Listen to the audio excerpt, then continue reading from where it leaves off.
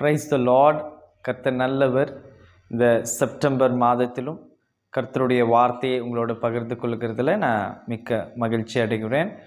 இந்த மாதத்திலும் ஆண்டவருடைய சமூகத்தில் நான் ஜெபிக்கும்போது ஆண்டவர் எனக்கு ஒரு வசனத்தை நினைப்பூட்டினார். அந்த காரியத்தை நான் உங்களோட பகிர்ந்து கொள்ள ஆசைப்படுகிறேன். யோபுடைய புஸ்தகம் 42 அதிகாரம் 2 வசனம்.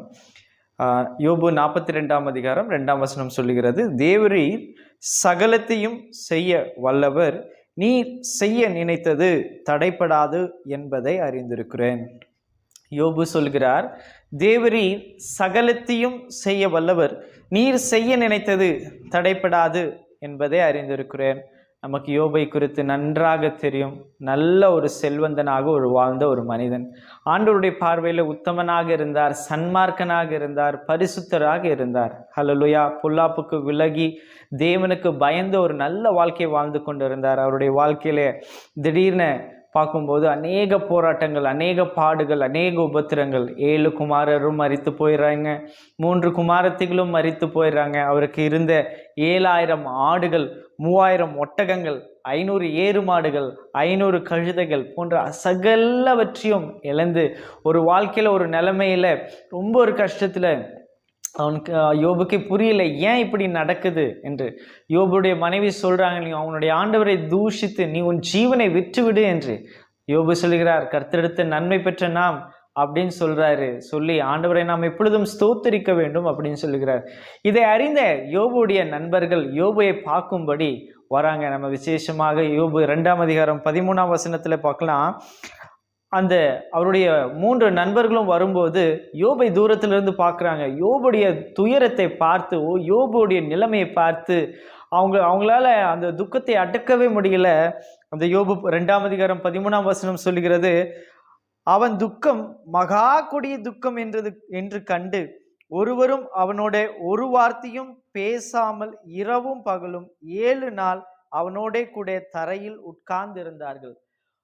ஒரு துக்க வீட்டுக்கு போனோம்னா நம்ம அவங்களுக்கு ஆறுதல் சொல்லுவோம். ஆனா யோபுடைய நண்பர்கள் பார்க்கும்போது அவங்க பார்க்குறாங்க, தூரத்துல இருந்து யோபு பார்க்குறாங்க, ஐயோ இது யோபுவா, ஏன் இவனுக்கு இப்படி ஒரு நிலைமை? அவங்களால பேசவே முடியலையா.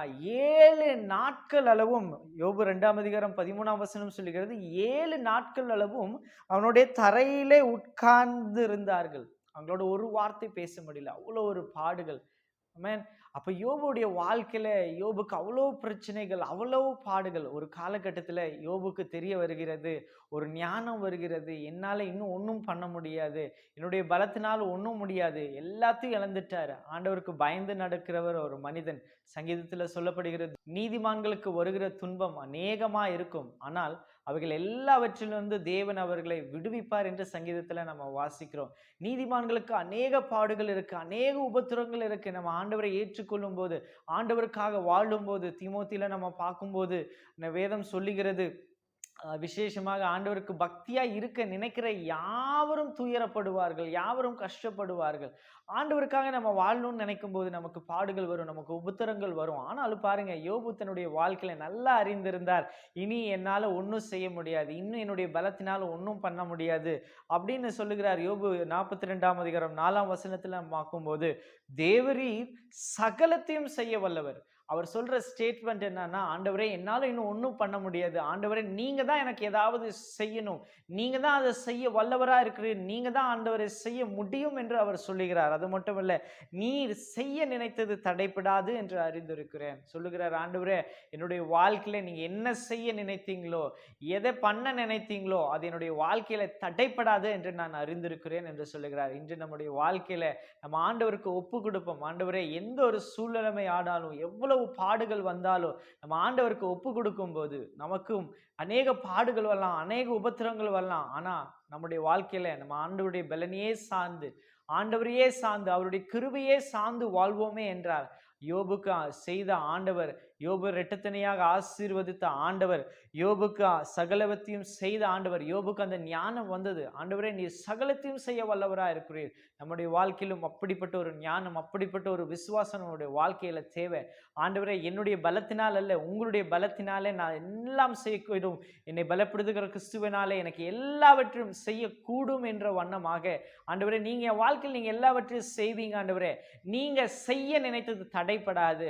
இன்னைக்கு ஒரு நம்முடைய சூழ்நிலைமைகள் அப்படியாக இல்லாம இருக்கலாம். பட் நம்ம விசுவாசத்தோடு யோபு சொன்னது போல ஆண்டவரே நீங்க எனக்கு செய்வீங்க. பொறுமையோடு இருந்தார். ஆண்டவர் அவரை ஆசீர்வதித்தார். ஆமென். அவருக்கு நல்லா தெரிஞ்சது ஆண்டவர் செய்ய வல்லவராய் இருக்கிறார் என்று. ஆபிரகாமுடைய வாழ்க்கையிலும் அப்படிதான். ஆண்டவர் ஆபிரகாமுக்கு 100 வயதுல ஒரு குழந்தையை கொடுக்கிறார். ஆமென். கர்த்தரால் கூடாத காரியம் ஒன்று உண்டோ அப்படின்னு ஆண்டவர் சொல்லுகிறார். ஆபிரகாம் அறிந்திருந்தான் ஆண்டவர் அவருடைய சந்ததியை வானத்து நட்சத்திரங்களைப் போல, கடல் மணல்களைப் போல பெருக்குவார் என்று அறிந்திருந்தான். ஆமென். கர்த்தர் சகலவற்றையும் செய்ய வல்லவராய் இருக்கிறார் என்று யோபு அறிந்திருந்தான்.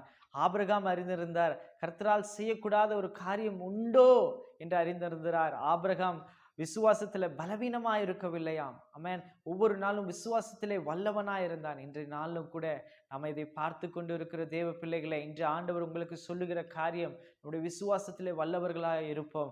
நமக்கு வாக்கு தந்தவர் அதை செய்ய வல்லவராக இருக்கிறார். இன்று பார்த்து கொண்டு இருக்கிற உங்களுடைய வாழ்க்கையிலும் கர்த்தர் சகலவற்றையும் செய்ய வல்லவராக இருக்கிறார். எதை எழுந்தாலும் சரி, எதை நாம் எந்த சூழ்நிலைமைகளை இருந்தாலும் சரி, கர்த்தர் நம்முடைய வாழ்க்கையில எல்லாவற்றையும் இரட்டத்தனையாக, ஆண்டவரை நம்பினவர்கள் ஒருபோதும் வெட்கப்பட்டு போவதில்லை. ஆண்டவரை நம்பினவர்களுக்கு எந்த ஒரு குறைவு வரப்போறது இல்லை. சிங்க குட்டிகள் பட்டினியா இருக்கும், தாழ்ச்சியா இருக்கும், கர்த்தரை தேடுவோருக்கும் எந்த ஒரு நன்மையும் குறைவுபடாது. தேவரீர் சகலத்தையும் செய்ய வல்லவராக இருக்கிறார். நம்முடைய விசுவாசங்களை அறிக்கையிடுவோம், கர்த்தருடைய வாக்குத்தத்தங்களை அறிக்கையிடுவோம். எபிரேயர் 10:23 நம்ம பார்க்கிறோம், நம்முடைய நம்பிக்கையை எப்பொழுதும் நாம் அறிக்கையிட வேண்டும், அதுல உறுதியா இருக்க வேண்டும். ஆண்டவரே என்ன நீங்க ஆசீர்வதிப்பீங்க. ஆண்டவரே நான் அநேகருக்கு கடன் கொடுப்பேன், எனக்கு நீங்க யெகோவா ராஃபாவாக இருக்கீங்க. நம்ம ஆண்டவர் எப்பொழுது துதித்து கொண்டு இருப்பது போது, தாவீது எப்பொழுதும் ஆண்டவரை துதிக்கிறார். அதே போல நம்ம ஆண்டவரை துதிக்கும் போது, ஆண்டவருடைய வாக்குத்தத்தங்களை பிடிக்கும் போது, ஆண்டவர் ஏற்ற நாள்ல நம்முடைய வாழ்க்கையில அதை செய்வார். பொறுமையோடு ஆண்டவருடைய சமூகத்துல காத்திருப்போம். ஏற்ற காலத்துல நாம் நன்மைகளை பெற்றுக்கொள்வோம். ஆமென். நான் ஜெபிக்கிறேன். இயேசுவே, பரமபிதாவே, உம்மை ஸ்தோத்திரிக்கிறேன், உமக்கு நன்றி செலுத்துகிறேன். ஆண்டவரே அதை பார்த்து கொண்டிருக்கிற ஒவ்வொருத்தர் மேலும் கர்த்தருடைய கரம் வருவதாக என்று நான் ஜெபிக்கிறேன். ஆண்டவரே தேவரீர் சகலத்தையும் செய்ய வல்லவர். நீர் செய்ய நினைத்தது தட்டைப்படாது என்று நாங்கள் அறிந்திருக்கிறோம். ஆண்டவரே ஒவ்வொருத்தருடைய வாழ்க்கையிலும் கர்த்தர் என்ன செய்ய நினைத்திருக்கிறீரோ, என்ன சித்தம் செய்ய நினைத்திருக்கிறீரோ ஆண்டவரே, அதை தட்டைப்படாது என்று நாங்கள் விசுவாசிக்கிறோம் இயேசு கிறிஸ்துவின் நாமத்தினால. ஆண்டவரே இந்த வாக்குத்தத்தத்தை நாங்கள் சுதந்திரிக்கிறோம் இயேசுவின் நாமத்தினால. ஆண்டவரே ஒவ்வொருத்தரையும் நீர் ஆசீர்வதிங்க, பெரிய காரியங்களை செய்யுங்க. இயேசு கிறிஸ்துவின் நாமத்திலே வேண்டுகிறோம் எங்கள் ஜீவனுள்ள நல்ல பிதாவே.